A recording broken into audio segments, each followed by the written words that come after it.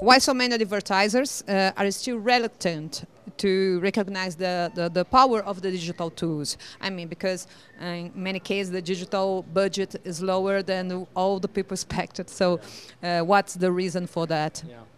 I think in general the dynamic is that you can still reach a lot of people immediately with traditional advertising and in an emotional way. So if you look at TV advertising, the creative opportunity you have with motion and audio is different than in the digital medium. It's been confined a little bit more into a different kind of space. And I just think that the way to think of digital media is less about to compare advertising with advertising. It's more looking at digital as a tool and then look at how much money you invest in that. Because I think if you made that comparison, you'd get some different numbers. But in general, you know, my biggest sense here is that it just, at the end of the day, a huge role of traditional advertising is to reach a lot of people immediately.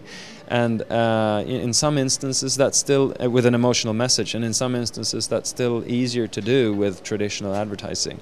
But I think that's going to change. So I think sometimes advertisers are reluctant to understand the power of digital tools in building their brands and building their communities because there's a lot of confusion about the difference between a tool and a strategy. And so it's a problem of fragmentation. When brand owners and advertisers and the owners of community building platforms can come together and figure out how to make integrated marketing campaigns that relate to people on an emotional level and satisfy the needs of the people out there in the community that they're looking to serve, then they'll be more comfortable and they'll have better metrics for understanding how these programs can add value to their brands.